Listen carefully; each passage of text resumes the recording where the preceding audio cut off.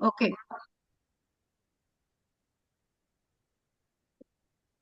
Milind, you can start. हा, नमस्कार.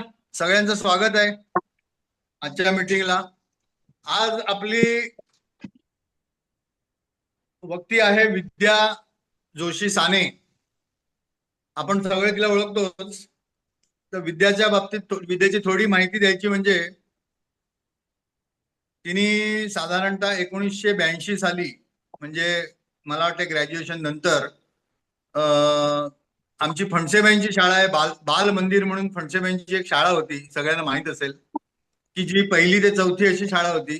तर त्या शाळेमध्ये ती शिक्षिका म्हणून जॉईन झाली आणि जवळजवळ 33 वर्ष तिने या शिक्षकी पेशामध्ये घालवले आहेत. 1982 साली ती जॉईन झाली शिक्षिका म्हणून आणि ग्रॅज्युअली चढत चढत 2000 साली ती मुख्याध्यापिका झाली शाळेची. आणि सांगायचा मुद्दा असा की फणसेबाईंची शाळा म्हणजे मी पण त्याच शाळेत शिकलो आणि ती फणसेबाईंची एकदम अतिशय लाडकी अशी ही होती, लाडकी शिक्षिका होती. आणि तिचं डेडिकेशन आणि सगळं हे बघून ती 2000 साली बाईंनी तिला प्रिन्सिपल बनवलं. पण त्यानंतर सुद्धा आमच्या शाळेचा जो ट्रस्ट होता त्या ट्रस्टमध्ये सुद्धा तिने मोठं कार्य केलं. 2015 पर्यंत तिने ती शाळा व्यवस्थित चालवली आणि त्यानंतर ती वाढवली 8वी पर्यंत, पहिले 8वी पर्यंत आणि नंतर 10वी पर्यंत. तिच्या मिस्टरांच्या नावाने चंद्रकांत साने म्हणून विद्यालय म्हणून एक दुसरी पण शाळा काढली जी 10वी पर्यंत होती. आणि करोनाच्या काळामध्ये दुर्दैवाने ती शाळा तिला बंद करायला लागली. तर असं जवळजवळ मोठा प्रवास 33 वर्षाचा. तर आज आपल्याला आणि अत्यंत मेहनतीने ती म्हणजे फणसेबाई गेल्यानंतर शाळेची सर्व आपल्याला म्हणायला पाहिजे, तिच्यामुळेच ती शाळा इतके दिवस, इतकी वर्ष टिकली होती. तर अशी ही जी विद्या आहे ती आज आपल्याला तिच्या शिक्षकी पेशामधले तिचे अनुभव सांगणार आहे. तर मी विद्याला विनंती करतो की तिने आता मीटिंगची सूत्र हातात घ्यावी. विद्या, तुझ्याकडे. हा, तुझा. नमस्कार सर्वप्रथम सगळ्यांना. आणि आतापर्यंत ज्यांनी या सेशन मध्ये काम केलंय किंवा भाग घेतलाय तेव्हा प्रत्येकाने त्यांच्या व्यक्तिमत्वाची आणि बुद्धिमत्तेची चुळूक दाखवलेली आहे. माझ्या आजच्या या संवादामध्ये तुम्हाला माझी बुद्धिमत्ताही दिसणार नाहीये आणि व्यक्तिमत्वाबद्दल पण इतकं काही खास नाहीये. कारण मी नेहमी म्हणते ना की कुठलंच व्यक्तिमत्व नसताना जो 40 वर्ष त्या एज्युकेशन मध्ये काढली आणि त्याचा प्रवास म्हणजे अश्विनी सानेपासून साने मॅडम पर्यंत कसा झाला त्याची चुणूक मी तुम्हाला थोडीशी आज दाखवणार आहे. आता मिलिंदने सांगितल्याप्रमाणे 1982 साली मी बाईंच्या शाळेत लागले. आणि बाईंच्या शाळेत लागले म्हणजे कसं, मी आमच्या शेजारच्यांच्या कामासाठी शाळेत गेले. ते बाईंनी माझी चौकशी केली आणि उद्यापासून तू शाळेत यायचंयस. अर्ज नाही, इंटरव्ह्यू नाही, काही नाही. मला आश्चर्याचा धक्काच बसला. पण आमच्या शेजारच्या त्या जिथे काम करत होत्या त्या सगळ्यात 3 ताळ उडाल्या. त्या म्हणाल्या, अगं तुझा स्वभाव इतका फटकळ आहे, बाई कडक आहे. त्या नजरेवर त्यांच्या त्या कडक दिसतच होत्या आणि करारी आहेत. तर कसं काय तुमचं जमणार म्हटलं. त्याने आपण बोलावलंय, मी जाऊन बघते आणि बघूया काय करायचं ते. 1982 साली मी तेव्हा ग्रॅज्युएशन वगैरे कम्प्लीट केलेलं नव्हतं. मी लग्न झाल्यानंतर माझं ग्रॅज्युएशन सगळं शिक्षण पूर्ण केलं. मी जेव्हा शाळेत गेले त्यावेळेला काहीतरी SY ला वगैरे अशी होते. फणसेबाईंचा काय कोण जाणे आमचं काय वेव्हलाईन जुळल्या. आणि त्यांनी मला अगदी पहिल्या 2-3 वर्षातच सांगितलं की मी तुला माझी नात मानते, माझ्या नातीच्या जागी मी तुला मानते. आणि आमचं हे आजी आणि नातीचं नातं शेवटच्या क्षणापर्यंत आम्ही दोघींनी व्यवस्थित जपलं. आणि माझ्या या सगळ्या प्रवासाला किंवा आता साने मॅडम म्हणून मला जी ओळख मिळाली आहे त्याचं एकमेव कारण आहे फणसेबाई आणि त्यांनी माझ्यावर टाकलेला प्रचंड विश्वास. विश्वासाला पात्र होण्यासाठी काय झालं, 1986 साली शाळेची ट्रिप न्यायची ठरवली होती आणि तेव्हा नुकताच आपल्या डोंबिवलीत एका डीएनसी शाळेला मोठा ऍक्सिडेंट झालेला होता आणि तेव्हापासून असं ठरवलं होतं म्हणजे आपल्या एसटी महामंडळाने की शाळेचं मान्यता पत्र आणल्याशिवाय कोणत्याही शाळेला बसेस द्यायच्या नाहीत. आपल्याकडे बाईंचं 82 साली जेव्हा 81-82 मध्ये शाळा दुरुस्तीचं काम झालं तर त्यावेळेला बाईंची काही कागदपत्र हरवली ती आणि त्याच्यात महत्वाचं असलेलं शाळेचं मान्यता पत्रच हरवलं होतं. तर शाळेचं मान्यता पत्राने आता काय करायचं, खूप मोठा प्रश्न उभा राहिला आता. आम्ही आमच्या शाळेच्या समोरच महानगरपालिकेचं ऑफिस होतं, तिथे जाऊन चौकशी केली. त्यांनी सरकारी भाषेत उत्तर दिलं, सगळ्या आमच्याकडल्या सामानाला वाळवी लागलेली आहे, त्यामुळे तुमच्या शाळेचं मान्यता पत्र वगैरे आमच्याकडे काहीच नाही. बरं म्हटलं कुठे मिळेल, तशी मी ठाण्याला जायला लागेल आणि तुम्हाला हजारो रुपये त्याच्यासाठी खर्च करायला लागतील. आम्ही म्हटलं ठीक आहे, मी आणि आमच्या प्रभुदेबाई होत्या, आम्ही दोघी जणी ठाण्याच्या ऑफिसमध्ये गेलो. कर्मधर्म संयोगाने असं आलं की तिथे जे शिक्षणाधिकारी म्हणून होते तर ते ओळखीचे निघाले. ओळखीचे म्हणजे मी ग्राहक संघाची त्यावेळेला ऍक्टिव्ह मेंबर होते, त्यामुळे हे बिंदू माधव जोशी, त्याच्यात प्रभुराम जोशी, प्रभाकर हळदणकर यासारखी सगळी मोठी मोठी माणसं जी शिक्षण क्षेत्रात आहेत ती चांगल्या परिचयाची झालेली होती. आणि मग मी हळदणकर सरांना सांगितलं की असं असं आम्हाला मान्यता पत्र हरवलंय, तर त्या संदर्भात माझे प्रयत्न चालू आहेत. तिथे जे शिक्षणाधिकारी मनोहर केळकर होते त्यांना आम्ही भेटलो आणि त्यांना सांगितलं की खूप मोठी चूक झाली आहे, शाळेचं मान्यता पत्र हरवलंय ते, पण आता त्यातनं मार्ग काय काढायचा म्हटलं. तर त्यांनी सांगितलं तुमच्याकडे काही जुने इन्स्पेक्शन रिपोर्ट असतील की ज्याच्यात लिहिलंय शाळेची स्थापना 14 नोव्हेंबर 1949 आणि शाळेला मान्यता 17 फेब्रुवारी 1956 असे दोन्हीही उल्लेख असलेलं इन्स्पेक्शन रिपोर्ट मला आणून दाखवा. आम्ही सबंध त्या ट्रंका जुनी पोती भीती सगळं कचरा सामान काढून त्याच्यातनं 3-4 इन्स्पेक्शन रिपोर्ट शोधून काढले. दुसऱ्या दिवशी ठाण्याला गेलो, त्यांना ते दाखवले आणि जेव्हा त्यांना कळलं त्या केळकर साहेबांना की मी ग्राहक संघाचं काम करते, तिथे ऍक्टिव्ह मेंबर आहे, तेव्हा ते पटकन म्हणाले आपण सगळे एकाच संस्थेचे मेंबर आहोत, काही काळजी करू नका. मी म्हणे 30 नोव्हेंबरला रिटायर होतोय, आज 20 तारीख आहे, तुम्ही 23 तारखेला या आणि तुमच्या शाळेचं मान्यता पत्र घेऊन जा. इतक्या सहजगत्या ते काम झाल्यानंतर बाई आणखीनच बाईंचा विश्वास माझ्यावरती बसायला लागला. आमच्याकडे असं होतं की आम्हाला 1988 ला अनुदान शाळेला मिळालं. ते अनुदान मिळण्यासाठी प्रचंड भरपूर प्रयत्न केले होते. त्यासाठी मी त्यावेळेला कलेक्टरना वगैरे जाऊन भेटले ते आणि मग तेव्हा मी त्यांना सांगितलं होतं की फक्त म्हटलं आमच्या शाळेला अनुदान नकोय मला. कल्याण डोंबिवली मधल्या जवळजवळ 35 एक शाळा अशा आहेत की त्या खूप जुन्या आहेत आणि तिथले शिक्षक 200 आणि 250 रुपये पगारावर काम करतात ते. तर त्या सगळ्या शाळांना अनुदान मिळण्यासाठी काय करायला लागेल ते मला सांगा. आणि मग आम्ही सगळ्या शाळांच्या मुख्याध्यापकांची, संस्थाचालकांची मीटिंग वगैरे घेतली आणि त्याच्यात त्या संदर्भात काम करायचं ठरवलं. पण मुख्य अडचण होती आमच्याकडे फणसेबाई अनुदान द्यायलाच तयार नव्हत्या. त्याचं कारण असं होतं की शाळेतले जे जुने 3-4 शिक्षक होते त्यांचं ऑलरेडी 58 वर्ष होऊन गेलं होतं आणि त्यामुळे त्यांना असं वाटत होतं की आता अनुदान बाईंनी घेतलं की एक तर बाईंचा सगळा हक्क संपणार होता आर्थिक, आणि दुसरी गोष्ट म्हणजे ह्या शिक्षकांना रिटायर व्हायला लागलं असतं. त्याच्यामुळे बाई मनापासून तयार नव्हत्या. खूप मोठ्या मिनतवारीने बाईंना तयार केलं. जेव्हा त्या शिक्षकांना सुद्धा पेन्शन मिळायला लागली त्यावेळेला मात्र बाई मनापासून खुश झाल्या. दुसरी अडचण त्यावेळेला अशी होती की मी डीएड केलेलं नव्हतं. माझं ग्रॅज्युएशन BA MA झालं होतं 88 पर्यंत, पण मी डीएड केलेलं नव्हतं. मग बाई म्हणाले, अगं तुझं काय, मला तर शाळा तुझ्या ताब्यात द्यायची माझ्या पश्चात, सगळी शाळा तुला सांभाळायची, मग तुझं काय. म्हटलं आपण काहीतरी मार्ग काढूया. मग आम्ही नाशिकला तेव्हा उपसंचालकांचं ऑफिस होतं, त्यांच्याशी सगळे पत्रव्यवहार करून माझी मान्यता मिळाली आणि त्यांनी मला सांगितलं 5 वर्षाच्या आत तुम्हाला डीएड करायला हवं. आता इथपासनं माझ्या शाळेच्या लढाईला खऱ्या अर्थाने सुरुवात झाली. 90 ते 95 या कालावधीत मला डीएड करा असं सांगितलं होतं. मी डीएडचा फॉर्म भरायला गेले तर आमच्या शाळेच्या समोरच प्रशासनाचं ऑफिस होतं आणि प्रशासनादेखील तिथले एक होते.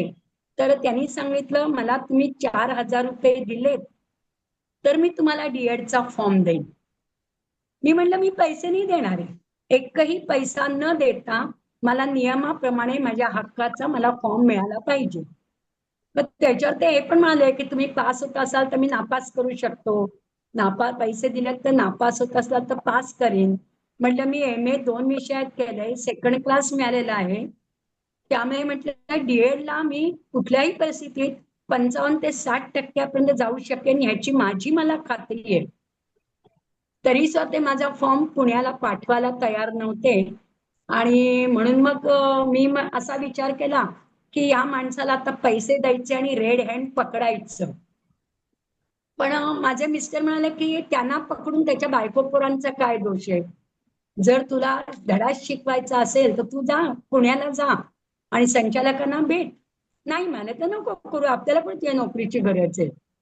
पण मी त्या रागाने पुण्याला गेले संचालकांना भेटायला. तेव्हा सुरेश साळगावकर म्हणून संचालक होते आणि ते आमच्या मुजुमदार बाईंचे व्याही होते. आणि आता ती ओळख आमची नंतर निघाली सगळी. पण मी त्यांना जाऊन भेटले आणि मी काय झालंय माझ्या फॉर्मच्या संदर्भात, कसं आम्हाला तिथे पैसे मागतात ते, हॅरॅश करतात ते, हे मी सगळं तिथे त्यांना स्पष्ट सांगितलं. मला त्यावेळेला कल्पना नव्हती. त्यांच्या ऑफिसमध्ये जवळजवळ 32 ते 33 जिल्ह्यांचे जिल्हा शिक्षणाधिकारी तिथे बसलेले होते. त्यांच्या समोर मी बोलले, मला काहीच माहिती नाही कोण लोक आहेत ते. आणि नंतर मी त्यांना विचारलं, म्हणलं तुम्हाला लेखी काही हवंय का. तशी ते म्हणाले, अहो एवढ्या सगळ्या जिल्हाधिकाऱ्यांसमोर तुम्ही तोंडावर सांगताय, आता मला लेखी काय करायचंय. पण एक गोष्ट लक्षात ठेवा, तुम्ही जोपर्यंत सर्व्हिसला आहात तोपर्यंत तुमच्या केसाला धक्का लागणार नाही, ही जबाबदारी आता आमची आहे असं त्यांनी मला सांगितलं. माझा फॉर्म वगैरे आलेला मला दाखवला. मग डीएडचे पेपर कसे गेले याची चौकशी केली आणि तेव्हा त्यांना सांगितलं होतं, म्हटलं 58-59% नक्की मार्क मिळतील आणि खरंच तेवढे मिळाले. त्याच्यानंतर मग त्यांना रिझल्ट लागल्या जाऊन एकदा भेटले ते. इकडे असं झालं, मी त्यांना संचालकांना भेटायला गेले. दुसऱ्या दिवशी मी शाळेत जायच्या आधी अख्खं मला तेवढी सचिवालय अगदी छोट्याशा डिशमध्ये येतोय ना माझा आवाज येतोय ना. हो. मी हा. सगळ्यांना म्यूट करायचं माझं राहिलंय ते म्यूट करते आणि नंतर विद्या तू स्वतःला अनम्यूट कर जरा प्लीज. ओके. मला मी अनम्यूट केलं की मला परत म्यूट नाही करता येणार. ओके मग ठीक आहे. मी सगळ्यांना रिक्वेस्ट करते की प्रत्येकाने स्वतःला म्यूट करा प्लीज. बरं, बोलताना फास्ट बोललं जातंय का. नाही नाही इट्स ओके. व्यवस्थित आहे विद्या, हा ठीक आहे. बरोबर आहे, हो. परफेक्ट आहे. ओके ठीक आहे. आणि मग तोपर्यंत शाळेत सगळं मंत्रालय हजर झालं होतं. फणसेबाईंना वगैरे प्रश्न पडला, ही लोक आता आपले काय का आली. आणि मग मी त्यांना सांगितलं की काल मी आपल्या प्रशासनाधिकाऱ्यांची तक्रार करायला पुण्याला गेलेले होते संचालकांचे आणि म्हणून संचालकांनी त्यांना इकडे पाठवलंय. त्यावेळेला मात्र फणसेबाई त्या सगळ्या शिक्षकांना तो एकदम शॉक होता की असा काही मी डिसिजन घेईन ही त्यांना कल्पनाही नव्हती. म्हणजे आतापर्यंत माझा स्वभाव स्पष्ट आहे, फटकळ आहे, हे सगळं कळलेलं होतं प्रत्येकाला. पण शेवटी मी असं काही पाऊल उचलेल हे वाटलेलं नव्हतं. 95-96 पासून आपल्या शाळेत आमच्याकडे काय झालं तर स्लम एरियातली मुलं हळूहळू यायला लागली. आपल्या चांगल्या घरातली शाळेला अनुदान मिळालं. 88-89 मध्ये, आणि 90 पासनं आपल्या 4 शिक्षिका रिटायर झाल्या. मुजुमदारबाई, पत्कीबाई, भिडेबाई, कुलकर्णीबाई, आणि त्यांच्या जागी नवीन जे शिक्षक आले ते शासनाच्या नियमाप्रमाणे आम्हाला भरायला लागले, आमच्याकडे ज्या ज्या सीट वेकंट होत्या त्याप्रमाणे. आणि त्याचा परिणाम असा आला की शिक्षकांच्या चुका जेव्हा पालकांच्या नजरेस यायला लागल्या किंवा मुलं शिक्षकांच्या चुका काढायला लागले, तर त्यावेळेला चांगल्या घरातल्या पालकांनी हळूहळू आमच्या शाळेतनं नाव काढायचा निर्णय घेतला. आणि 95-96 पासून हळूहळू आपल्या चांगल्या सुशिक्षित घरातली मुलं यायची कमी झाली. आणि 99-2000 मध्ये तर जवळजवळ पूर्ण शाळा, एक 10 मुलं सोडली तर पूर्ण शाळा ही फक्त स्लम एरियातल्या मुलांसाठी सुरू झालेली होती. त्या मुलांसाठी सुरू झाली म्हटल्यावर त्यांचे प्रश्न सगळेच वेगळे होते. त्या मुलांना हातरुमालाचा वापर काय करायचा इथपासनं सगळे संस्कार त्यांच्यावर करायचे होते. आणि 99 साली ज्या वेळेला सेन्सेसचं काम होतं त्यावेळेला मला नेमका शेलार ऑफिसच्या इथला, त्रिमूर्तीनगर शेलार ऑफिस इथला एरिया सेन्सेस साठी आला. आणि मग तेव्हा मला आपल्या शाळेतली मुलं कोणत्या परिस्थितीतून शाळेत येत आहेत आणि आता आपण त्यांच्याकडनं काय अपेक्षा करायची हे समजलं. आणि म्हणून मग तेव्हापासून मी जास्तीत जास्त वेगवेगळे उपक्रम करायला सुरुवात केली की त्या उपक्रमांच्या माध्यमातून या मुलांवरती चांगले संस्कार करायचे. मुख्य म्हणजे आपला आपण अभ्यास करणं, एकट्याने शांतपणे बसून अभ्यास करणं. त्यासाठी आमच्या ज्ञान प्रबोधिनी संस्था आहे, त्या संस्थेच्या दादाताई आमची शाळा सुटल्यावर या मुलांच्यासाठी यायचे आणि त्यांच्याबरोबर ती मुलं अभ्यासाला बसायची. हळूहळू त्या मुलांना आता कळायला लागलं की कसा अभ्यास करायचा. त्याच्यानंतर वेगवेगळ्या एक्सप्लोरर नावाची एक संस्था होती, त्या माझ्या माहितीतले असे काही शिक्षक होते की जे सोशल वर्कर होते. मग त्या लोकांना मी आमच्याकडे आठवड्यातनं 2दा-3दा बोलवायला सुरुवात केली. आणि मग प्रयोगाच्या माध्यमातनं त्यांना सायन्स शिकवायचं, गप्पा मारत त्यांच्याकडनं कोड्यांच्या माध्यमातनं, खेळाच्या माध्यमातनं गणित शिकवायचं. असे सगळे प्रयोग हळूहळू सुरू केले. आणि त्याच्याच बरोबर RSP म्हणजे रस्ता सुरक्षा पथक म्हणून एक आहे, त्यांचे दरवर्षी जानेवारीत कार्यक्रम होतात. तर मी पोलीस स्टेशनला जाऊन भेटले आणि त्यांना विनंती केली की तुम्ही आमच्या शाळेतल्या मुलांना ट्रेनिंग द्यायला या रस्ता सुरक्षा पथकाचं. साहजिकच आठवड्यातनं 1 दिवस पोलिसांनी यायचं कबूल केलं आणि पोलीस शाळेत यायला लागल्यावरती मुलांच्या वागण्यात आणि त्यांच्या एकंदर वर्तणुकीतच फरक पडत गेला. हळूहळू कुठेतरी एक मनात भीती होती, पण त्या भीतीबरोबर पोलीस आपल्याशी इतकं चांगलं वागतात हेही त्यांना जाणवलं. अर्थात मी मुलांच्या समोरच पोलिसांना सांगितलं होतं की आमच्या शाळेतला एखादा मुलगा तुम्हाला वेडं वाकडं काही काम करताना रस्त्यात दिसला तर अगदी बिनधास्त त्याच्या पाठीत दणका घाला आणि सांगा मी बाईंना सांगतो म्हणून, की ती मुलं आपसुकी वटणी म्हणजे व्यवस्थित राहतील, वटणीवर येतील, वेडं वाकडं काही करणार नाही. त्याच्याच बरोबर मी संघटनेमध्ये काम करत होते, भारतीय मजदूर संघ, त्या मजदूर संघात काम करत होते. आणि त्याच्यामुळे मग विद्यार्थी, पालक किंवा संस्था चालक, मुख्याध्यापक यांचे प्रशासन या सगळ्या लोकांबरोबर मला त्यांच्याशी वेगवेगळ्या माध्यमातून संपर्क साधता आला. आणि ह्या सगळ्यांचा उपयोग आपल्या शाळेसाठी मला करून घेता आला. 2000 साली मी मुख्याध्यापिका झाले. त्याच वर्षी मी B.Ed ला पण ऍडमिशन घेतली ती, की B.Ed तर व्हायचंच आहे कसंही करून असं गृहीत धरून. तर B.Ed चा अभ्यास माझा एक चालू होता.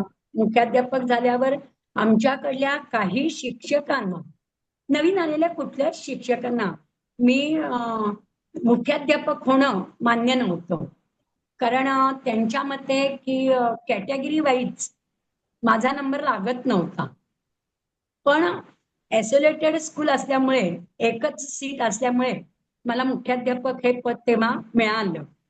ते मिळाल्यावर सुद्धा सगळ्या बाजूने म्हणजे सगळ्या शिक्षकांनी माझ्या विरुद्ध अनेक तक्रारी करून मला त्रास द्यायला सुरुवात केली.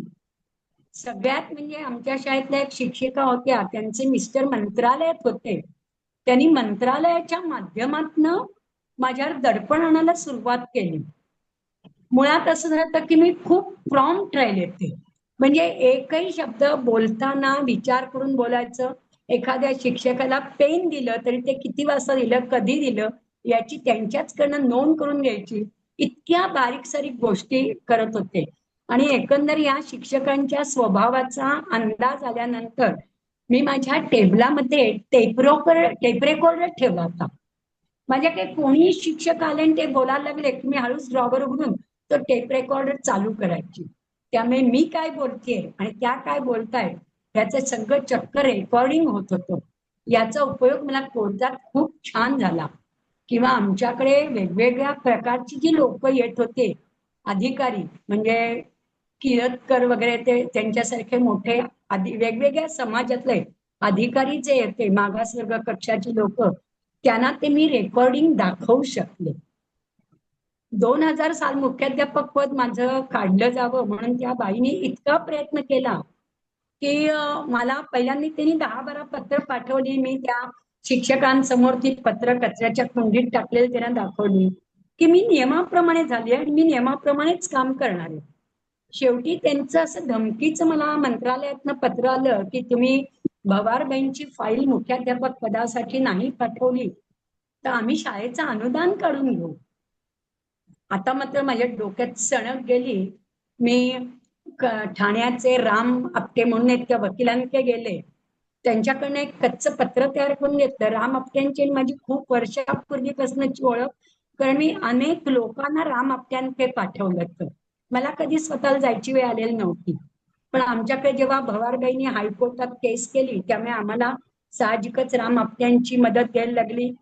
हायकोर्टात आम्ही गेलो, तिथे आम्ही केस जिंकलो. हे सगळं केस जिंकल्यानंतर ज्या व्यक्तीकडून मला मंत्रालयातनं पत्र येत होती तर त्याला आता जाऊन भेटायचं असं मी ठरवलं. म्हणून मी आपले एक पालक आहेत भट्टलवार साहेब म्हणून, तर ते मंत्रालयात माध्यमिक विभागाचे उपसंचालक होते. मी त्यांच्याशी बोलले की म्हटलं अहो असं असं झालंय काय, तुम्ही मला आता अधिकाऱ्यांना भेटायचंय. तर ते म्हणाले अशा आलतू फालतू कोणालाही भेटायचं नाही, डायरेक्ट संचालकांना भेटायचं. तेव्हाचे संचालक होते आपले जनार्दन फाटक म्हणून. मग म्हणलं त्यांची अपॉइंटमेंट, म्हणे मी अपॉइंटमेंट घेतो, तुम्हाला पास पाठवतो, अमुक दिवशी तुम्ही अमुक वाजता या. त्यांनी अपॉइंटमेंट घेतल्याप्रमाणे मी फाटक साहेबांना जाऊन भेटले आणि त्यांना सांगितलं की तुमच्या कार्यालयात नाही या सगळ्या आमच्या शाळेचं माध्यम आहे, अनुदान वगैरे सगळं काढायचं असे पत्रव्यवहार मला सारखे येतात. ते पटकन आले, अहो आम्हाला अधिकारच नाही आहे, तुमच्या खाजगी शाळा आहेत त्या, तुमच्या खाजगी शाळामध्ये मंत्रालयाला कोणत्याही प्रकारचा लुडबुड करायचा अधिकार नाही. म्हटलं मग तुमच्याकडनंच पत्र येतात तुमच्या ऑफिसमधनं. ते म्हणले पुरावा आहे का? म्हटलं आहे.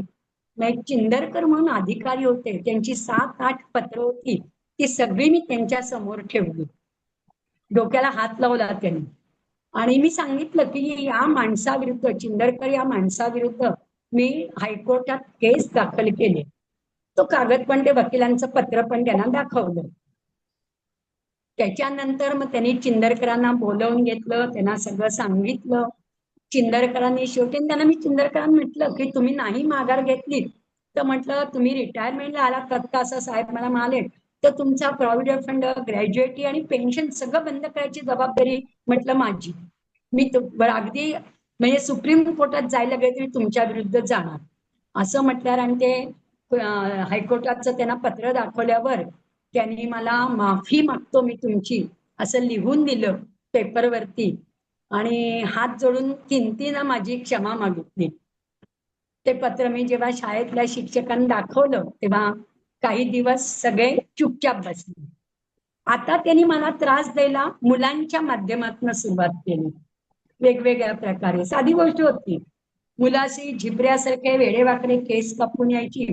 म्हणून मी एकदा सांगितलं की मी आज सांगते 2 दिवसांनी मला सगळ्या मुलांचे व्यवस्थित केस कापलेले हवे. ते नसतील तर शाळेतलेच एक पालक आहेत चव्हाण म्हणून मी त्यांना बोलवते. दुसऱ्या दिवशी एक मुलगा मी केस कापणार नाही असं सांगत आला आणि हातात एवढी मोठी त्याच्या कात्री होती, ती कात्री त्याने फेकून माझ्या अंगावर मारली. मला काय होतंय याचा अंदाज आल्यावर मी पटकन टेबलाच्या मागे जाऊन उभी राहिले, त्यामुळे ती कात्री मला लागली नाही, बाजूला झाली. पण असे अनेक प्रसंग वरचेवर येत होते.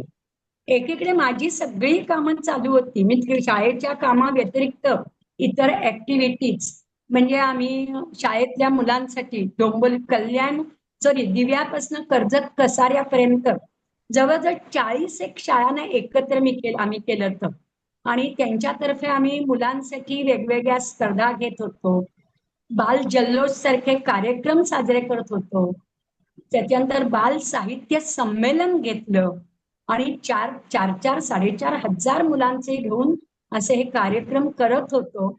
या सगळ्याचा परिणाम असा झाला की प्रशासन, सगळे शिक्षक वगैरे माझ्या पाठीशी ठाम उभे होते. अनेक शिक्षकांनी सांगितलं उद्या कोर्टात काही झालं तर आम्ही साक्ष द्यायला येऊ. त्यामुळे या सगळ्यातनं मी सही सलामत बाहेर पडले. मध्यंतरीच्या काळात 2000 साली आम्ही शाळेचं सुवर्ण महोत्सवी वर्ष चालू केलं. त्या सुवर्ण महोत्सवी वर्षाच्या वेळेला 97-98 मध्ये आपले संजय रणदिवे आमच्या ट्रस्ट मध्ये आलेले होते आणि 2000 साली आम्ही खूप मोठ्या प्रमाणात आमचं सुवर्ण महोत्सवी वर्ष शाळेचं साजरं केलं. त्यावेळेस सुद्धा या शिक्षकांनी त्याच्याकडे पाठच फिरवलेली होती, कोणी आल्याच नव्हत्या. 2097-98 ते जवळजवळ 2003 पर्यंत रणदिवे आमच्या बरोबर होते आणि नंतर मग त्यांना त्यांचा दवाखाना, त्यांच्या इतर प्रॅक्टिस याच्यामुळे वेळ द्यायला जमत नव्हता. पण जेव्हा जेव्हा त्यांना वेळ द्यायला जमायचा त्यावेळेला ते आवर्जून शाळेत यायचे. 2000 साली जे आम्ही सुवर्ण महोत्सव केला त्यावेळेला मिलिंद दुर्गेनी वगैरे सगळ्यांनीच प्रचंड मेहनत घेतली ती आणि तो कार्यक्रम ब्राह्मण सभेमध्ये अतिशय चांगल्या प्रकारे साजरा झाला होता. असं करत असताना आम्ही कधी शिक्षकांसाठी मी जवळजवळ 150-200 कार्यशाळा घेतल्या वेगवेगळ्या प्रकारच्या. म्हणजे कधी कार्यानुभव, कधी सायन्स, कधी गणित, कधी स्कॉलरशिप. एकदा तर अशोक बागवे नुसतं कविता वाचन करायला आले ते. मला गंमत वाटते, जवळजवळ 70 एक शिक्षक बसले ते. बाहेर धो धो पाऊस कोसळत होता, इकडे खरा पाऊस येत होता आणि इथे आमचे बागवे सर आणि अरुण म्हात्रे कवितांच्या पावसात सगळ्या शिक्षकांना चिंब करून टाकत होते. असे काही खूप चांगले उपक्रम मला या शिक्षकांच्या मदतीमुळे करता आले. त्याच्यानंतर असं झालं की सुरुवातीच्या काळात आम्ही 8वी 9वी म्हणजे 8वी पर्यंत 7वी पर्यंत शाळा होती. 95ला 7वीचा वर्ग काढला, 5वीचा वर्ग काढला. 95-96-97 5वी ते 7वीचे वर्ग आले. पण आमच्याकडली मुलं गरीब होती, ती डोनेशन देऊ शकत नव्हती. त्यांचा जर म्हणजे बोलणं व्यवस्थित नव्हतं, त्यामुळे त्यांना इतर कुठल्याही चांगल्या शाळेत ऍडमिशन मिळत नव्हती. मग ते पालक सारखे माझ्या मागे लागायचे, काहीतरी प्रयत्न करावं, काहीतरी प्रयत्न करा. म्हणून मी आमच्याकडे 2005ला माझ्या मिस्टरांच्या नावाने, माझ्या मिस्टरांचं 99 मध्ये निधन झालं होतं आणि मग त्यांची अशी इच्छा होती की आता आपल्याला गरज नाहीये तर माझा मिळालेला सगळा पैसा तू कुठल्या तरी चांगल्या संस्थेला दे की जिथे अनेकांना त्याचा उपयोग होईल. म्हणून मग त्यांचा मिळालेला सगळा फंड, ग्रॅज्युएटी वगैरे मी 2005 साली जेव्हा फणसे बाल मंदिर मध्येच फणसे ट्रस्टच्या अंडरच चंद्रशेखर साने माध्यमिक विद्यालय सुरू केली, त्याच्यासाठी मी तो पैसा सगळा वापरला. त्याच्याचा कौतुकाची गोष्ट म्हणजे अशी होती की मी ज्या वेळेला शिक्षकांना आम्ही बोलवत होतो त्यामुळे आम्ही तेव्हा त्यांना सांगितलं होतं की शाळेला मान्यता आहे पण तुम्हाला ग्रँट प्रमाणे पगार मिळणार नाही. तरी सुद्धा MSc MAd झालेले, MPhil झालेले शिक्षक, BSc BEd सगळ्या प्रकारचे वेल एज्युकेटेड, ज्यांना शिकवायची खरंच इच्छा होती, आवड होती आणि आर्थिक जबाबदारी नव्हती किंवा पैशाची गरज नव्हती, असे अनेक शिक्षक आणि माझे बाहेरचे इतर शिक्षक हे सगळे आमच्यासाठी पूर्ण वेळ शाळेत देत होते. त्या सगळ्यांचे आयुष्यभर मी त्यांच्या ऋणात मला राहायला आवडणार आहे. कारण एमफिल झालेली एखादी व्यक्ती मी 1500 आणि 2000 रुपये देते, त्याच्यावर 2000 साली काम करत होती, हे विश्वास ठेवण्यासारखीच गोष्ट नाहीये. पण अशा अनेक गोष्टी आमच्या झाल्या. 2005 ला जसं मी इथे फणसे बालमंदिरमध्ये साने विद्यालय सुरू केलं, तसंच घारिवलीला प्रीमियर कॉलनी समोर घारिवली म्हणून गाव आहे, तिथेही मिस्टरांच्या नावाने किती वर्गापासून शाळा सुरू केली. त्याचं कारण असं होतं की गावात इतर मोठाल्या शाळामुळे आता फणसेमधली मुलं कमी कमी कमी होत चालली होती. मग आमचे 11 शिक्षक होते, त्या 11च्या 11 डोकी रेग्युलर शाबूत राहावीत शेवटपर्यंत, म्हणून माझा प्रयत्न होता. आणि म्हणून मी घारिवलीला शाळा सुरू केली. घारिवलीला शाळा सुरू केल्यावरती आता पटसंख्या आमच्या इकडली कमी होती, पण प्रत्येक इयत्तेचे 2-2 शिक्षक होते, म्हणून मी एका शिक्षकांना घारिवलीला पाठवायचं असं आम्ही ठरवलं संस्थेने. त्या शिक्षकांनी तिकडनं पण आमच्या विरुद्ध कंप्लेंट करायला सुरुवात केली. आणि एका शिक्षणाधिकाऱ्यांना, जो पंचायत समितीचे गट शिक्षणाधिकारी होते, त्यांना जाऊन कंप्लेंट केली की आमच्या बाई अनऑथराइज्ड शाळा चालवतात ते. त्यांना हे माहिती नव्हतं. मी ती सगळी मुलं आपल्या फणसेमध्ये दाखवत होते. आणि त्यांनी ज्या अधिकाऱ्याकडे तक्रार केली, त्याच अधिकाऱ्यांना मी शाळेच्या नारळ फोडायला सुरुवातीला त्यांनाच बोलावलं होतं. त्यामुळे त्या बाईंचा प्रयत्न तिथेच फसला. नंतर मग त्यांनी माझ्या विरुद्ध पत्रकारांना वगैरे बोलावून असं काहीतरी सांगायला सुरुवात केली. पण घारिवलीचे आमचे पालक होते ते खूप शार्प होते आणि त्यांचं शाळेवरती प्रचंड लक्ष होतं. या बाई मधल्या सुट्टीत त्या मध्ये झोपायच्या, घसरगुंडी होती मुलांसाठी, त्या घसरगुंडीवर झोपायच्या. पालकांनी मला एकदा फोटो करून पाठवला, बाई असं असं झालंय. आणि मी तेव्हा फणसेमध्येच होते ना, त्यामुळे पूर्ण दिवस मी तिकडे जाऊ शकत नव्हते. त्यांना म्हणलं ठीक आहे, तुम्हाला जे काही वेडं वाकडं दिसेल त्याचे मला फोटो पाठवा. मग ही बाई जेव्हा पत्रकारांकडे गेली, ते पत्रकार मला त्यांनी कल्याणच्या आमच्या ऑफिसमध्ये मला बोलावून घेतलं. तिच्या घरची सगळी लोक आलेली होती. त्यावेळेला त्या पत्रकारांना पालकांनी पाठवलेले त्या बाईचे झोपलेले फोटो मी जेव्हा दिले, की त्या शाळेत कसं वागतात ते जेव्हा दाखवलं, त्या ते पत्रकार खाली मान घालून निघून गेले. असे अनेक किस्से. त्याच्यानंतर आमच्याकडे आम्ही शाळेच्या 99 साली जेव्हा 2000 साली जेव्हा सुवर्ण महोत्सव झाला, त्यानिमित्ताने अनेक शाळेचे माजी विद्यार्थी जोडले गेले होते. जवळजवळ 300 लोकांची टीम माझ्या पाठीशी उभी होती. आणि त्यामुळे आमच्या घारिवलीच्या शाळेला, त्या ह्या फणसेच्या शाळेतल्या मुलांना सुद्धा युनिफॉर्म दे, त्यांना वह्या पुस्तकं दे, त्यांच्या फिया भर, अशा तऱ्हेने सगळी मुलं आपापसात मदत करत होती. घारिवलीच्या शाळेतले अनुभव वेगळे. म्हणजे तिथली मुलं सगळी सगळी आगरी समाजाची होती, पण सुसंस्कृत घरातली होती. म्हणजे भले घरात वडील दारू बिरी पिऊन पडायचे असायचे, पण मुलांचं वागणं व्यवस्थित होतं. आणि आम्ही तिथे, ती शाळा माझी होती तर माझ्या पद्धतीने शासनाचं अनुदान घ्यायचं नाही, आपल्या नियमाप्रमाणे आपण शाळा चालवायची. म्हणून मी सकाळी ओंकार ध्यानापासनं असं वेगवेगळे प्रकार, नंतर मग गायत्री मंत्र, असं करत करत तिथे ते शाळेतलं वातावरण बदलायला सुरुवात केली आजूबाजूच्या सगळ्या गावातलं. त्याचा परिणाम असा झाला की शाळेची राष्ट्रगीत किंवा वंदे मातरम सुरू झालं की जे पालक रस्त्यावर उभे असतील, की मुलं सांगायची तिथेच थांबा, हलू नका पुढे. म्हणजे आपसुकी राष्ट्रगीताला, वंदे मातरमला पालक रस्त्यात सुद्धा उभे राहायला लागले. किंवा शाळेत येताना सिगरेट ओढायची नाही, हातात सिगरेट बाळगायची नाही, काहीतरी लुंगी बिंगी नेसून यायचं नाही, असे खूप कडक नियम केले. त्या नियमांचं पालन त्यांनी तंतोतंत केलं. शाळेतली मुलं चुणचुणीत होती. म्हणजे मला 2 गोष्टी जाणवल्या. फणसे बालमंदिरमध्ये येणारी स्लम एरियातली मुलं आणि इथे येणारी गरीब घरातली मुलं. पण ही गरीब घरातली मुलं खूप स्वाभिमानी होती. आणि फणसेमध्ये ह्या मुलांना आम्ही जेवढं देऊ ना, तेवढं कमीच होतं. म्हणजे आम्ही एकदा युनिफॉर्म, पाब्रेकर ट्रस्टच्या मदतीने आम्ही एकदा मुलांना युनिफॉर्म वाटले.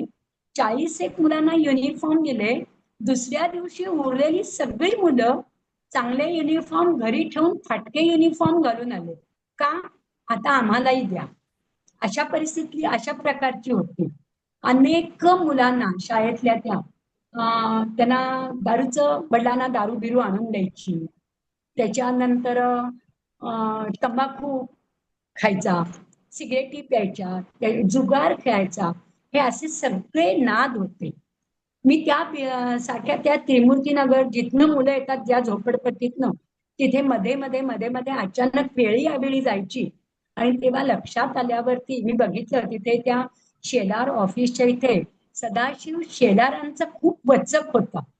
मी एक दिवस त्यांना जाऊन भेटले आणि मी त्यांना सांगितलं, मुलांच्या मनात म्हणलं तुमच्याबद्दल आदरयुक्त भीती आहे आणि आम्हाला तुमच्याबद्दल आदर आहेच आहे, पण म्हटलं त्याच्यासाठी तुम्हाला मला मदत करायची. ते म्हणाले काय करायचे? म्हटलं माझ्या शाळेतला एकही मुलगा सिगरेट ओढणार नाही किंवा जुगार खेळणार नाही किंवा इतक्या वाईट कोणत्याही गोष्टी करणार नाही, याच्यावर तुमच्या माणसांचं लक्ष पाहिजे. आणि असं काही झालं तर तुम्ही त्यांना ओरडा, मला आधी कळवा आणि मग तुम्ही त्यांना ओरडा. त्या शेलारांना मुलं खूप घाबरायची. त्यामुळे ते सांगायचे, बाई आम्ही तुमचं वाटेल ते ऐकू पण शेलार काकांना सांगू नका. एकदा तर अशी गंमत झाली, एक 7वीतला मुलगा दारूची बाटली घेऊन चालला होता. मला बघितल्यावर त्याने शर्टाच्या आतमध्ये बाटली लपवली. मी त्याच्या पाठोपाठ दुकानदाराकडे गेले. त्याला म्हटलं, तो 18 वर्षाच्या खाली आहे, तू त्याला दारूची बाटली दिलीच कशी? म्हटलं मी तुझं लायसन जप्त करीन पोलिसांना बोलावून. आणि मग त्याच्या घरी गेले, त्याच्या बाबांना तिथे ओरडले. मी बाबांना तिथे ओरडायला गेल्यावरती बाबा आईच्या अंगावर हात उगारायला लागले, मी का त्यांना ओरडायला गेले म्हणून. त्यांनी आईच्या अंगावर हात उघडला, मी तिथेच त्यांचा हात धरला आणि जोरात पिरगळला आणि सांगितलं, मी आज नुसता हात पिरगळते, पुढच्या वेळी म्हटलं बायकोच्या अंगावर हात उघडला तर मुळासकट उपटून देईल.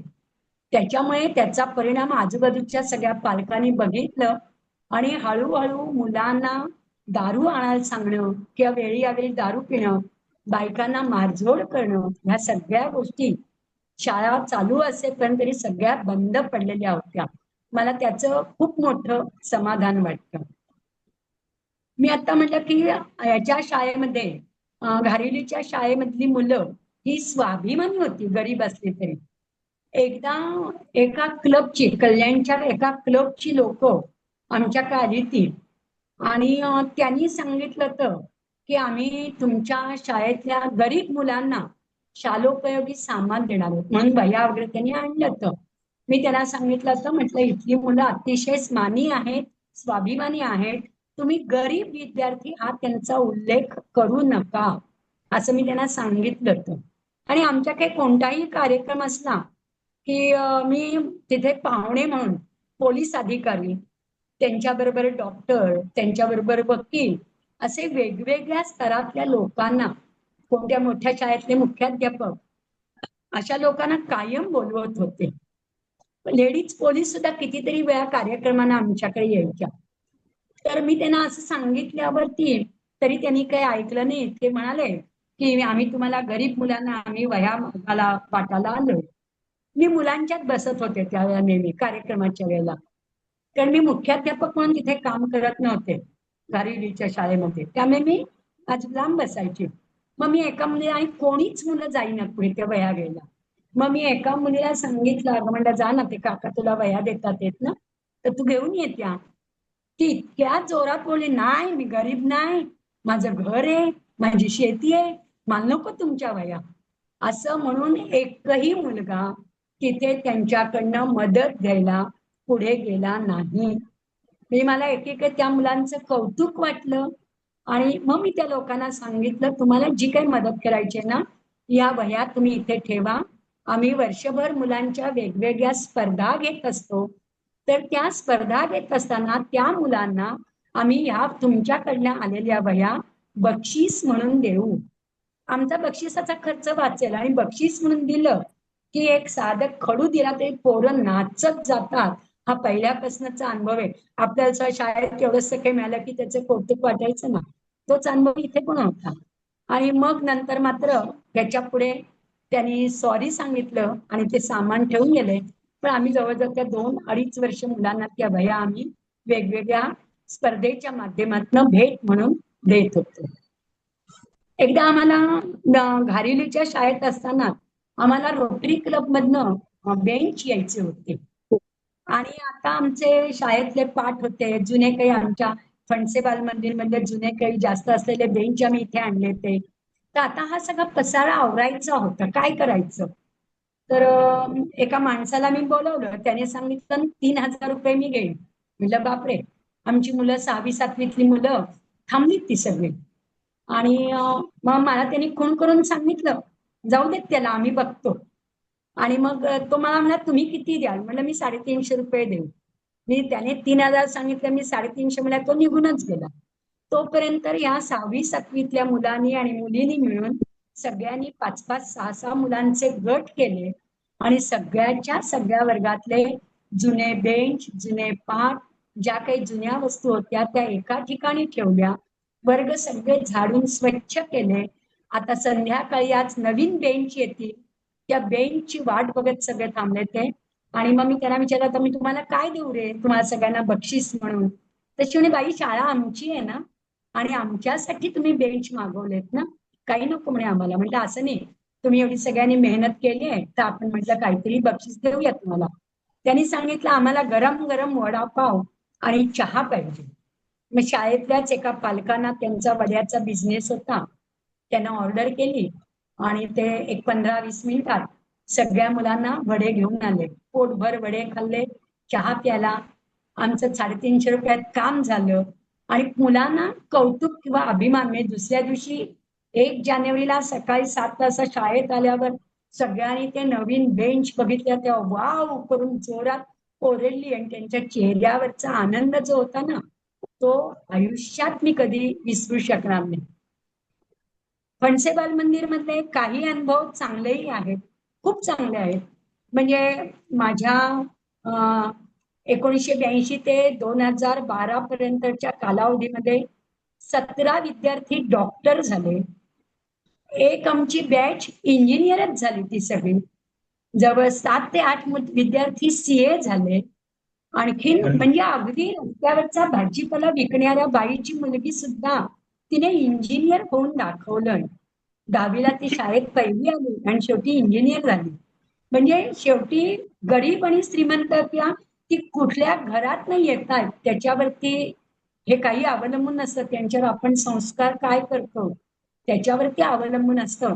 आणि आम्ही मेहनत, म्हणजे इतर शिक्षकांनी, इतर सगळ्यांनीच खूप मेहनत घेतली. आणि शाळेचा रिझल्ट 2008ला डोंबिवलीच्या शाळेला आम्हाला 10वीच्या वर्गाला मान्यता मिळाली. मग 2009 पासनं 2019 पर्यंत एकही वर्ष असं गेलं नाही की शाळेचा निकाल 100% लागला नाही. भले मुलं कमी असतील, पण ती ज्या परिस्थितीत नाही येत होती त्या परिस्थितीत शाळेचा निकाल 100% लागणं हे खूप महत्वाचं होतं. आणि मुळात कसं होतं, मुलांच्या घरची परिस्थिती बेताची होती, त्यामुळे मुलांचे मार्क तसे कमी होते. त्यामुळे मुलांना खूप काही अपेक्षा नव्हत्या, आम्हाला हे करायचंय, ते करायचंय, ते करायचंय. मग अशा वेळेला मी त्यांना गायडन्स करायला रिझल्ट लागल्यानंतर त्या मुलांना आणि पालकांना बोलवायची आणि वेगवेगळ्या लोकांना बोलवून, तू कुठल्या साईडला जा, तू कुठला कोर्स कर, तू काय कर, म्हणजे तू 1-2 वर्षात कमवायला लागशील किंवा तुझं शिक्षण तू पूर्ण करू शकशील. असं सगळं गाईडलाईन दिल्याचा उपयोग खूप चांगला झाला. आणि म्हणजे सांगितलं ना, ते एक मला खूप, म्हणजे अजूनही कधीतरी असं वाटतं की हे सगळं करू शकलो. अनेकांची मदत, निमित्त कोणतरी असतं त्याला फक्त, पण हे सगळं करू शकलो. आम्ही ज्यावेळेला 39 शाळांचा बाल जल्लोष कार्यक्रम केला त्यावेळेला 4,000 मुलं सहभागी झाली. आणि तो कार्यक्रम आम्ही जिमखान्यावरती केला होता. त्यावेळेला आम्ही दिंडी काढली होती. त्या दिंडीचं स्वरूप इतकं सुंदर होतं की जवळजवळ प्रत्येक शाळेतल्या मुलांनी वेगवेगळा पेहराव केला होता. म्हणजे आपल्या भारतामध्ये जेवढ्या भाषा बोलल्या जातात, जेवढी राज्य आहेत, तेवढ्या प्रत्येक राज्याचा त्यांनी पेहराव केला होता. आणि खूप सुंदर पद्धतीने आमची ती 4,000 मुलांची 81 शिक्षक, पोलीस आमच्या बरोबर नेहमी असायचे म्हणून अशी ती दिंडी केली. शंकर वैद्य त्या कार्यक्रमाला आले ते, आणि शंकर वैद्यांनी सांगितलं, आज तुम्ही जी दिंडी काढली, अशी दिंडी डोंबिवलीमध्ये साहित्य संमेलन झालं त्याच्यात सुद्धा निघालेली नव्हती. मला खूप कौतुक वाटतं. म्हणलं आमचे सगळे शिक्षक मेहनती आहेत. इतर शाळेतले माझ्या बरोबर होते ते. 39 मुख्याध्यापक आणि त्यांचे जवळजवळ 200 शिक्षक अशी मोठी टीम माझ्या बरोबर होती.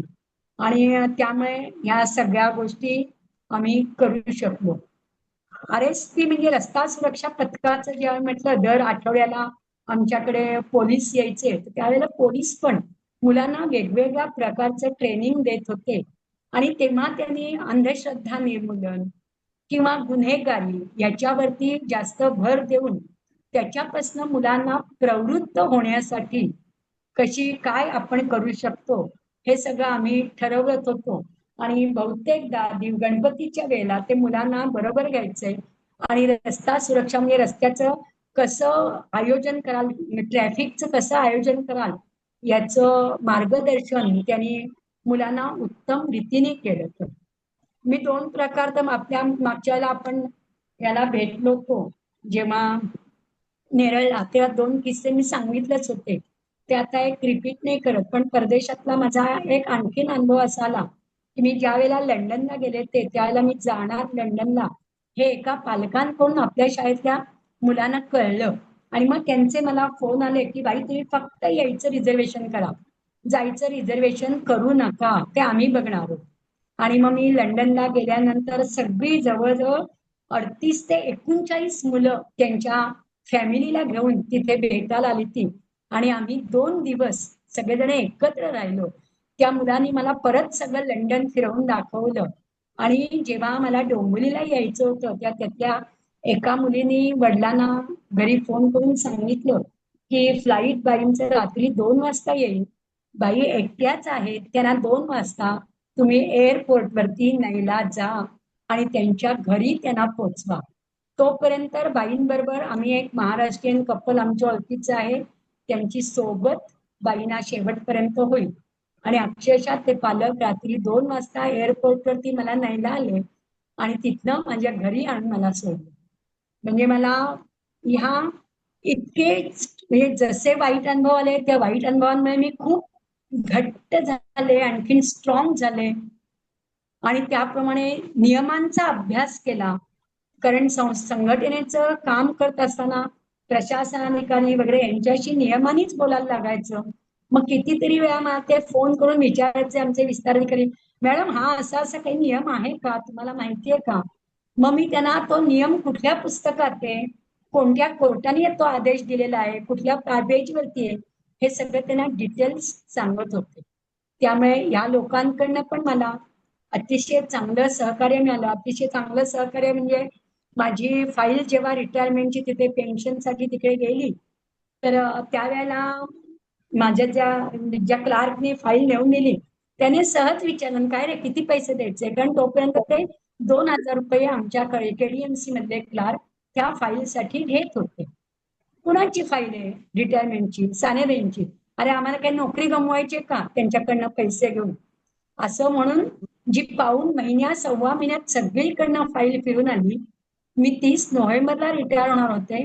पण 12 ऑगस्टला मला ठाणे ZP कडनं पत्र आलं, तुमचं एवढं पेन्शन मंजूर झालंय, तुमची एवढी ग्रॅज्युएटी आहे आणि तुमचं तुम्ही रिटायर झालात की ते पत्र घेऊन आमच्याकडे या. मी त्यांना कळवलं मला रिटायर व्हायला अजून पूर्ण 3 महिने अवकाश आहे. 30 नोव्हेंबर नंतर मी या सगळ्या प्रोसेस करेन. मला जसे जमले तसे मी माझ्या तोडक्या मोडक्या भाषेत मध्ये लिंक तुटत होती, पण म्हणे मी सांगण्याचा प्रयत्न केला. तुम्हाला सगळ्यांना किती आवडलंय त्याची मला कल्पना नाही, पण समजा काही चुकलं असेल तर सॉरी. या आवडलं अहो, आवडलं विद्याबाई, मस्त एकदम. आवडलं मी काय? आम्ही नुसतं ऐकत होतो शांतपणे. तुझं हो अनुभव श्रीमंती खूप जास्त आहे. You are fantastic. छान झालं ग. जोरदार आहेस फार तू. विद्या खूप छान. आम्ही जर काहीच का माहित नव्हतं यातलं.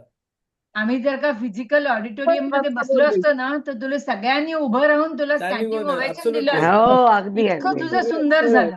इतकं आणि सुंदर सुंदर. मला तर असं वाटतं की तू इतक्या निर्भयपणे तुझे सगळे चॅलेंजेस इतके चांगले हँडल केलेस आणि आम्ही ते सिनेमागृहामध्ये जाऊन ते सिंघम वगैरे सिनेमे बघतो आणि वाटतं अरे वा वा वा.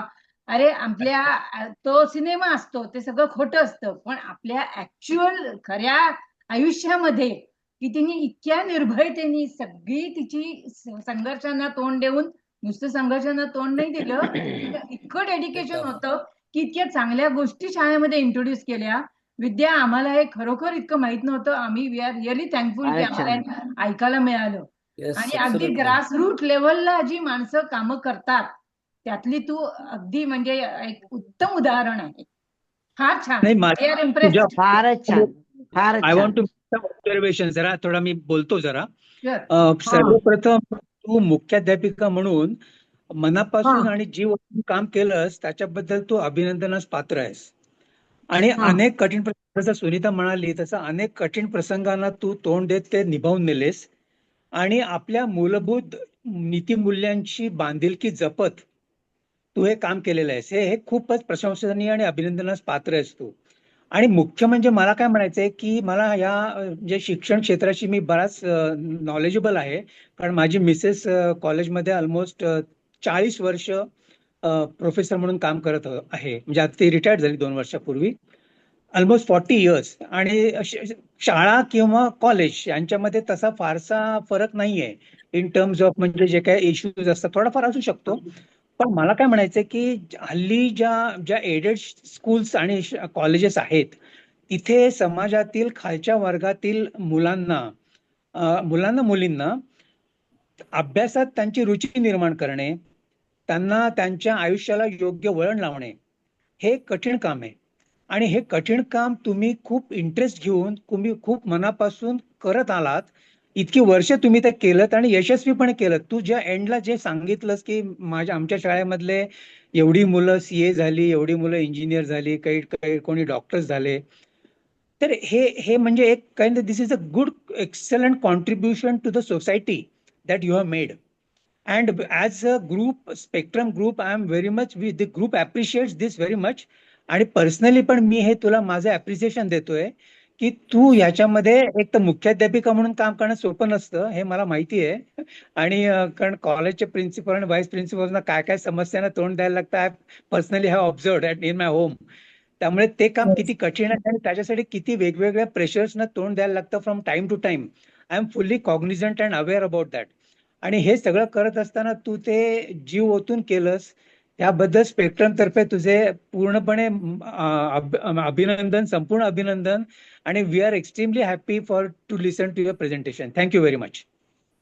आणि समाजाने सुद्धा ते मान्य करून मला जवळजवळ आतापर्यंत म्हणजे 45 राज्य पुरस्कारापर्यंत असे 45 पुरस्कार मिळाले. पण प्रत्येक वेळेला मी ठरवलं तर कुठेही आपण लाच एक नवीन पैसा किंवा चहाचा कप सुद्धा कोणाला द्यायची नाही. म्हणजे माध्यमिकची मान्यता पण मी तशीच आणली आणि या सांगितलं. फील्डमध्ये हे असं राहणं आणि ते एक अजिबात म्हणजे मी म्हटलं तसं नीतिमूल्यांची जी बांधिलकी जपणं हे फार कठीण काम आहे. कारण या फील्डमध्ये खूप जास्ती सध्या बराच काय म्हणतात त्याला की आय एम नॉट सेइंग भ्रष्टाचार exactly, but there are lot of under currents and various under issues which are there की जे हँडल करणं तुम्हाला नॉर्मली डिफिकल्ट जातं. आणि वी नो दॅट व्हेरी. आणि ते तुम्ही समर्थपणे केलेलं आहे. हे एक खूप असं म्हणजे प्रशंसनीय गोष्ट आहे. अगदी बरोबर. विद्या, तू सांगत विद्या, होती हॅट्स ऑफ कम्प्लिटली. विद्या, तू Really सांगत होतीस ना की ते मुलांनी सगळे बेंचेस, जुने बेंचेस स्वतः हे केले आणि वर्ग सगळे झाडलोट करून सफाई केली. That was very touching. खरोखर फारच फारच तो चांगला प्रसंग सांगितलास. आणि नंतर मुलांनी काय मागितलं तर वडापाव. किती छोटीशी गोष्ट. Very nice. खूप टचिंग. पण सुनीता, त्याच्या आधी मी संडास साफ करताना सुद्धा मुलांनी मला बघितलेलं होतं. माझं घर बघितलं तर सगळं बघितलं. त्यांना आश्चर्य, मग तुम्ही हे का करता? अरे म्हटलं आपल्याकडे माणसं मिळत नाही येत ना, आम्ही तुमच्याकडे जास्त येत नाही आहोत. आणि त्याच्यामुळे मला सगळ्या म्हणजे पैशाचा विचार करून सगळ्या गोष्टी करायला लागतात. पण हे त्या मुलांची प्रचंड शारीरिक आणि मानसिक आणि घरच्या लोकांची पण खूप साथ होती. शेवटी नाईलाजाने शाळा बंद केली म्हणजे सो कॉल्ड नेते. कारण आता तिथे रुणवाल सारखे मोठाले प्रोजेक्ट झाल्यामुळे आमच्या ज्यांनी मला शाळा दिली ती त्यांना असं वाटत होतं की आता इथे आपल्या इथे पण असा रुणवाल सारखा प्रोजेक्ट होईल, म्हणून ती त्यांनी मला कोणाकोणाकडनं तसं हे करून शाळा म्हणजे मी कशी बंद करेन बंद असं करायला त्यांनी लागले. बघितलं आणि म्हटलं. मला थोडक्यात. आनंद मिळण्यासाठी मी शाळा काढली. ज्या दिवशी माझ्या शिक्षकांनी मला सांगितलं बाई तुम्ही नसलात की आम्हाला त्रास होतो, त्या क्षणी मी निर्णय घेतला की शाळा बंद करायची. आणि मग शाळा बंद केली. फक्त ती आपल्या कोविडच्या आधी झाली. त्यामुळे मला शाळेतलं मला मिळालेलं जे शाळेला सामान गिफ्ट मिळालेलं होतं, फुकट देणगी म्हणून मिळालं होतं, ते मी इतर शाळांना देणगी म्हणून दिलं. आणि जे सामान मी विकत घेतलं होतं त्या सामानाचे ते सामान म्हणजे काचेचे फळे वगैरे असे त्या श्रीमंत शाळांना ते विकले आणि त्याचे जे पैसे आले ते तिथे काम करत असलेल्या आमच्या शिपायापासनं सगळ्यांना वाटून टाकले. जाताना कोणीही असं आम्हाला काहीच मिळालं नाही असं म्हणून जायला नको, असं एक तत्व मी मनाशी बाळगलं होतं. आणि मुलांना ऍडमिशन तर शाळातले मुख्याध्यापक येऊन त्यांनीच आपणून दिली. त्यामुळे आमच्या मुलांना डोनेशन भरायला लागलं नाही तेव्हा अजिबात. आणि शिक्षकांना पण सहजगत्या जॉब मिळाले. म्हणजे एका शिक्षकांनी सांगितलं बाई आम्ही इंटरव्ह्यूला गेलो होतो, त्यांनी विचारलं तुम्हाला शिकवण्याचा काही अनुभव आहे का? तर आम्ही सांगितलं आम्ही शाळेचं नाव सांगितलं ते म्हणाले म्हणजे साने मॅडमची शाळा ना. मग बाई तुम्हाला घासून पुसून साफ करून पाठवलं, तुमचा इंटरव्ह्यू घ्यायचीच गरज नाही. मी म्हटलं याचीच घालून तेव्हा त्या शिक्षकांना पटलं की तुम्ही आमच्याशी इतक्या स्ट्रिक्ट का वागत होतात ते. हो बरोबर ना. हे मुलांना पटलं ह्याच्यातच सगळं खरंच श्रेय छान. जातं विद्यागौरी. हा विद्या. ह्याच्यामध्ये तुला सगळं श्रेय हो. जातं आणि त्या तऱ्हेने तू विचार करून हे सगळ्या गोष्टी केल्या आहेस, फारच क्रेडिटेबल आहे. आणि हो. त्याच्यामध्ये उगीचच कुठेतरी चुका होऊ नयेत ह्याच्यासाठी तू तसं लॉचा अभ्यास करून सगळं केलंस, हे पण हो. तुझ्या बाजूने खूपच क्रेडिटेबल आहे. खूपच आहे. आणि चांगले विचारांचे संस्कार मुलांना देणं ह्याच्यासारखं कुठलं पुण्याचं काम नाही. खरंय. Which you did it very well. Raju आणि आणखीन एक गोष्ट, हो. इतकं सगळं स्वच्छ मराठीतून तू सगळं स्पष्ट बोललीस, हे सुद्धा आम्हाला खूप ऐकायला छान हो. वाटतंय. नाहीतर इंग्रजी शब्द मध्ये मध्ये घुसडून असंच बोललं जातं हल्ली. हे आता खूप दिवसांनी मी असं ऐकलं असं मला वाटतंय. खरंय. तू मुख्याध्यापिका होतीस त्या अनुभवाचा प्रत्यक्ष दिसत होता हा. बोलण्यावरून तुझ्या. हो. बोलण्यावर खूप कळलं. छान बोलतात शाळेत शिकवणार, खूप मस्त बोलतात एकदम व्हेरी क्लिअर. हो. रजू काहीतरी बोलणार होती. एक दोन विद्या. मिनिटं बोलू का? विद्या, बोल. फडसेबाईंची दूरदृष्टी खूपच महत्वाची आहे. त्यांना अगदी फार तुझ्यावरती विश्वास ठेवला, तो तू सार्थक लावलास. तर मला अभिमान आहे काय तुझा. सगळ्या शिक्षकांना पण आश्चर्य वाटतं की बाईनी तुझ्यावरती 2 दिवसात एवढा कसा काय विश्वास टाकला. म्हटलं आमची हो. वेळलाईन कशी जुळली. 2 फटकळ माणसं बहुतेक समोरासमोर आल्यानंतर एकमेकाला सांभाळून घेतलं गेलं असेल. बरोबर. छान, मस्त. एक फार 2 मिनिटं सुंदर, बोलू का? अतिशय सुंदर. हा हा. हो हो तुम्ही हा, बोल. संस्थेमध्ये होतात ना. हो, त्याच संदर्भात हा. बोलतोय हा. की मगाशी मॅडमनी सांगितलं की मुख्याध्यापिका झाल्या तेव्हाचा सगळा जो काही किस्सा होता तो, आणि त्या मॅडम ज्यांचा उल्लेख केला पवार म्हणून, ते सगळं त्या सगळ्या काळाचा मी साक्षीदार होतो. मी आणि माझ्या बरोबरचे जे ट्रस्टी होते ते. आता मॅडम म्हणाल्या तसं की फणसेबाईंचा त्यांच्यावर सगळ्यात जास्त विश्वास, आणि आमचाही खरं सांगायचं तर त्यांच्यावरच सगळ्यात जास्त विश्वास होता. त्यामुळे त्याच HM हव्यात असं आम्हाला सगळ्यांनाच मनापासून वाटत होतं. आमची जेव्हा कधीही मीटिंग व्हायची तेव्हा, आणि बाकी जे काही तिथे उद्योग चालले होते हे सगळे, हेही कानावर येत होते. पण आम्ही आमच्या थ्रू ट्रस्टी म्हणून त्यांना कायम जेवढी मदत करता येईल त्या कामासाठी तेवढी केली, म्हणजे त्यांनाही माहिती आहे ते. आणि नक्कीच खरं सांगायचं नक्कीच. तर फणसेबाईंची गादी चालवणं आपण ज्याला म्हणू ते सर्वार्थाने त्यांनीच केलं, हे मान्य करावं लागेल. आता मी शाळा सोडल्यानंतर म्हणजे ट्रस्टी म्हणून जास्त वर्ष मी करू शकलो नाही, कारण माझं प्रॅक्टिस वगैरे चालू होती. तरी 4-5 वर्ष होतात. हो, पण त्यावेळेला बरोबर मी विटनेस केलं होतं ते सगळं, ते केसेस आणि जे काय चालू हो. होतं. हो. आणि ते सगळं मी आणि प्रमोद आणि आम्ही होतोच मुजुमदार. आम्ही सगळं ते जाऊन बघत होतो. आणि तेव्हा त्यांचं काम सगळं दिसत होतं आणि त्यांच्यावर विश्वास ठेवावा हा विश्वास त्यांनी आमच्याही मनात तयार केला होता निश्चितच. आणि नंतर पुढचं मात्र त्यांच्या पुढच्या शाळेचं वगैरे जे काय होतं ते मलाही माहिती नव्हतं, ते आज पहिल्यांदाच कळलं आणि त्याबद्दल तर त्यांना सलामच ठोकला पाहिजे, प्रश्नच नाही. खरंय. त्यांनी जे काय प्रचंड काम केलंय पुढे हो. हे आज ह्या प्रोग्राममुळे मला कळलं तरी निदान, कारण नंतर बोलणं आमचं झालं नाही कधी त्या संदर्भात. त्यामुळे नाही. खऱ्या अर्थाने म्हणजे फणसेबाई आणि फणसेबाईंची शाळा तशी ही त्यांची सानेबाईंची शाळा म्हणून ओळखली गेली, हे पूर्ण क्रेडिट त्यांच्याकडे जायलाच हवं आणि त्याबद्दल त्यांना सगळ्यांतर्फे एक सलाम ठोकलाच हो. पाहिजे. Yes yes. धन्यवाद सगळ्यांना. मला हे सांगायची संधी दिली.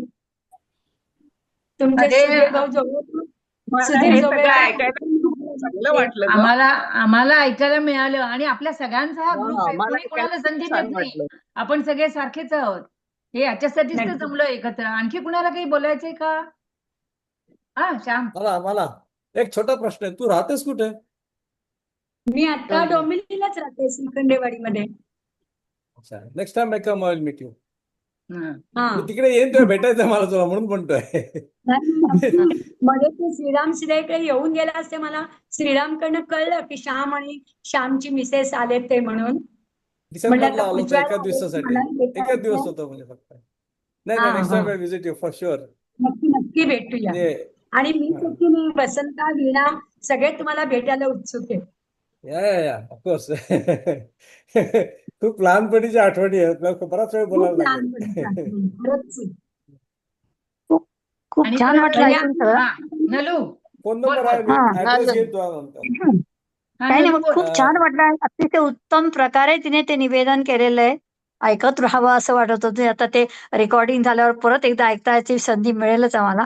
हो. पण उत्तम कर्मसाधना म्हणतात तशी आयुष्याचं सोनं करणं म्हणजे काय असतं हा. हो हे right, ऐकायला there you are. जाणवतं. Yes. Yes, you are त्यामुळे correct. Perfect खूप word. छान, खूप छान. मी आणखीन एक बोलू का थोडं? मला अभिमान आहे तुझा. बोलू बाकीच्यांचं म्हणतो. हो हो. नाही मला नुसतं काही गोष्टी ऐकल्यानंतर तो दुसरा सिनेमा होता बा 10वी फ बघितलाय कोणी? हो 10वी फ नावाचा सिनेमा बघितलंय होता. बघितलंय. ऍक्सिडेंटली टीव्हीवर बघितला होता. Yes, yes. Sort of reminded me of all the things from there. म्हणजे Correct, जसं correct, मुलांच्या correct. गोष्टी होत्या ते खरं असल्यासारखं वाटत होतं. आणि ड मुलांच्या गोष्टी ड मुलांच्या गोष्टी. हा त्या पण त्यांनी कशा खूप सुंदर प्रकारे होतं. त्यांचे प्रॉब्लेम्स काय होते, कसे झगडले, काय केलं. I mean it was what ever you sed Yeah. Just like that. It was very good movie.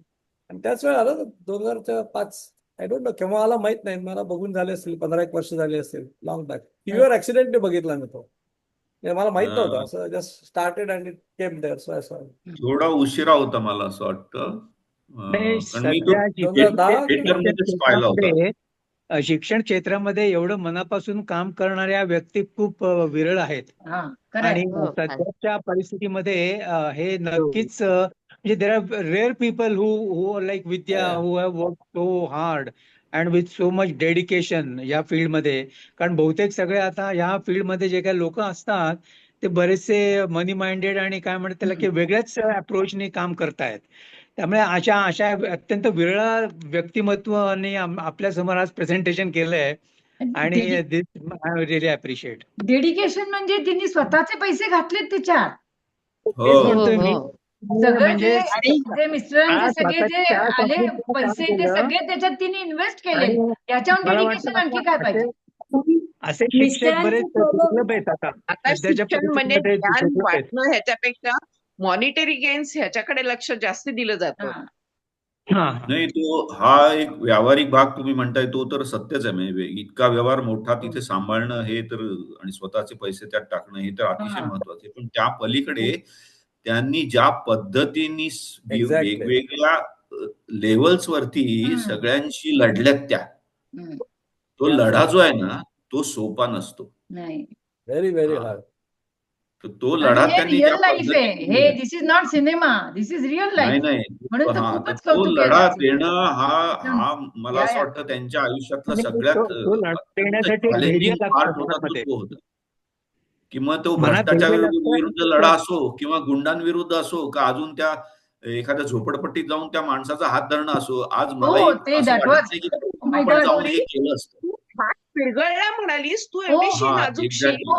आणि तू हात पिरगळला. एक्झॅक्टली. हे पण हे हिंमत होती मनाची ना. ताकद मोठी धाडस आहे. हे धाडस खूप बरोबर. वेगळं आहे. हिंमत होती तिच्यात. आणि हो हा, आणि मग श्यामनी आता उल्लेख केला ना 10वी फ, तो 2002चा आहे चित्रपट. अच्छा हा हम्म. हा, बघितला 2002. होता. अच्छा हा, फारच सुंदर चित्रपट होता तो. हा छान ऍक्च्युली होता तो. विद्या आम्हाला खूपच म्हणजे आम्हाला आता खूप छान वाटतंय की आम्ही तुझ्या मैत्रिणी आहोत. म्हणजे तू आमची मैत्रीण हो. आहेस. म्हणजे आपल्या अभिमान ग्रुपमध्ये वाटावा. आहे, आमच्या Proud ग्रुपमध्ये of you. तू आहे. अभिमान वाटतोय तुमच्या तुझ्या ग्रुपमध्ये बद्दलचा, आहेस हे तुझ्या आम्हाला कार्याबद्दल. अभिमान वाटतोय ऍक्च्युली. खरंच. अगं व्हेरी नाही, पण नाईस, आपण व्हेरी नाईस. छान. अभ्यासाच्या मोजपट्टीमध्ये बघितलं तर मी तुमच्यासारखी 10वी झाले, 11वी झाल्यानंतर कॉलेजला गेलेच नाही. लग्न झाल्यानंतर पण ते डोक्यात आलं की आपल्याला डिग्री घ्यायची आहे. आणि एक गोष्ट अगदी महत्वाची की माझे मिस्टर आणि माझ्या 82-84 वर्षाच्या सासूबाईंनी मला माझ्या शिक्षणासाठी खूप सपोर्ट केला. खूप छान. म्हणजे Very good, very good, 82 very good. वर्षाच्या सासवी ज्या सांगतात तुला अभ्यास करायचा मूड असेल तर नुसती खिचडी कर, बाकी काही करू नको, याच्यात सगळं आलं. खूप छान. खूप छान. हे बघ, खरंय. नशिबाने पण बऱ्यापैकी साथ दिली तुला या बाबतीत, आहे की नाही? हो हो, प्रश्नच नाही, हो. प्रश्नच नाही. घरचा म्हणून सपोर्ट. म्हणा ना की माझी जवळची Amazing, माणसं amazing. माझ्याकडे नाही होता. माझे मिस्टर 99 मध्ये गेले. त्यामुळे हा सगळा लढा देताना मी रोज एकटी असायची घरात. मग रात्रभर एखादं पुस्तक वाचून काढायचं आणि शांत झोप, म्हणजे सकाळी तासभर झोपून शाळेत जायचं. पुस्तकांचं प्रचंड वेळ होतं, त्यामुळे मी या सगळ्या गोष्टी त्रास सहन करू शकले. कारण सांगू कोणाला, बरोबर. शेअर नाही, करायला ग्रेट, कोणी पाहिजे. Simply great. छान छान मस्त. सेशन फारच छान होतं. हो, फारच वा. छान. हा हा. Really आणि appreciate. खणखणीत हो. आवाज हो. आणि स्पष्ट हम्म. तुझे विचार स्पष्ट, सगळे, स्पष्ट. हम्म. आणि मराठी अतिशय उत्तम बोललीस. आणि हम्म. ओघ व्हेरी, अतिशय, म्हणजे कुठे आम्ही काही we are fumbling proud of नाही. यू. मला एक वाक्य बोलताना फॉम्बलिंग होतं हो. की इतका हो, वेळ थांबलेस स्फूर्ती ओघ तिचा इतका मस्त होता. माझी मॅडमना एक विनंती आहे.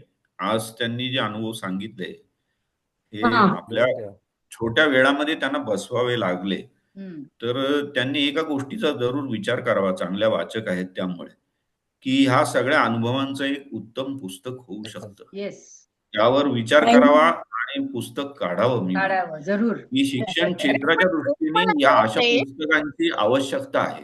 हो, खरंय. बरंच इन्स्पिरेशनल आहे. हो. हो, पण हो. लढा द्यायचा तुझं कसा आणि तुझ्या जिंकायचा सोबत कसा, छान दोन्ही आहे. गोष्टी आहेत. एक्झॅक्टली. हम्म. सुधीर जोगळेकर माझ्या खूप मागे लागले ते. हा. पण मी म्हटलं नाही की त्याच्यात अनेक लोक नावं उल्लेख काही झाला तर दुखावली जातील, आणि मी त्यांना म्हटलं तुमचे लोकसत्तावालेच पहिले ते कट करतील सगळं. तर त्यामुळे अगं पण खूप मागे पुस्तक लागले लिहिणं, पुस्तक लिहिणं म्हणजे तुला पूर्ण स्वातंत्र्य आहे. कोणी कट नाही करू शकत. You can print whatever you want to. हो, आणि पुस्तकाचं कसं आहे की तुम्ही स्वतःही प्रकाशन करू शकता. म्हणजे कुणी हो प्रकाशक हो, समजा धाडस नाही केलं तर ते धाडस आपण स्वतःच करू शकतो. हो. नक्की. नामोल्लेख टाळता पण येतो ना आपल्याला. असं काही नामोल्लेख केलाच पाहिजे असं थोडंच आहे. हा. नाव ते बदलता समजणारे येतं. समजून जातात कोण आहे ते. Correct, correct, correct. हां.